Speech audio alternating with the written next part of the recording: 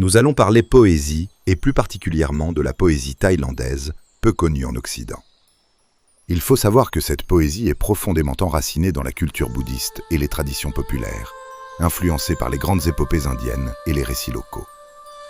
Elle s'est longtemps transmise oralement, dans les villages, sous forme de chants et récits populaires, avant d'être fixée par écrit. Les rois de la dynastie Chakri, c'est-à-dire la dynastie qui gouverne actuellement la Thaïlande, ont fortement encouragé cette création poétique.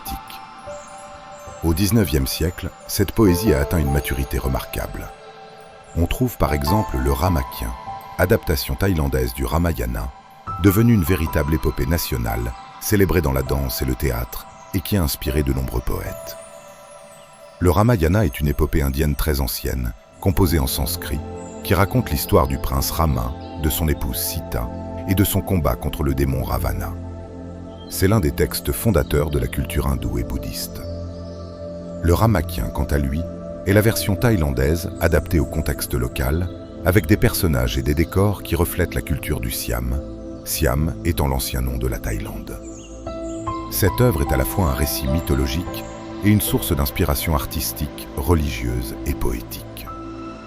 Parmi les poètes thaïs anciens les plus connus, on trouve Somtornpu, 1786 à 1855, surnommé le Shakespeare siamois, et qui est considéré comme le plus grand poète du pays et reconnu par l'UNESCO en 1986.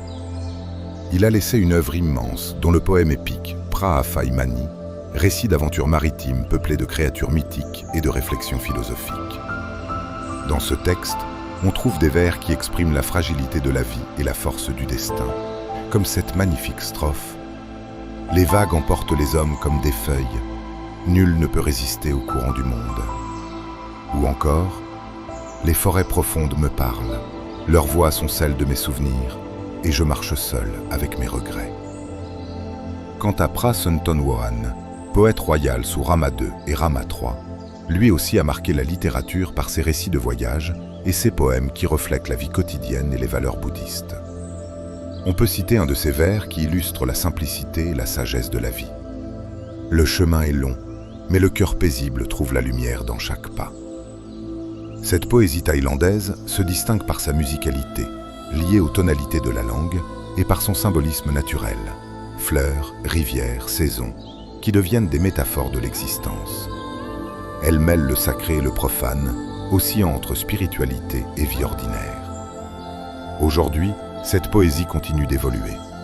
Certains poètes explorent encore les thèmes traditionnels de la nature, de l'amour et de la spiritualité, tandis que d'autres abordent des sujets contemporains comme l'urbanisation, la politique ou la solitude dans les grandes villes. On trouve par exemple des vers de poètes contemporains tels que Nauarat Pongpaibun, qui traduisent la nostalgie face à la modernité, qui écrit « Les gratte-ciels s'élèvent, mais mon cœur reste au village, là où la rivière chante et les bambous s'inclinent. » Des épopées classiques comme le Ramakien aux œuvres de Somtornpu, jusqu'aux poèmes modernes qui parlent de Bangkok et de ses contrastes, la poésie thaïlandaise est à la fois un héritage spirituel et une expression nationale. Elle reflète la profondeur culturelle du pays, mêle tradition et modernité, et reste un pilier de l'identité thaïlandaise.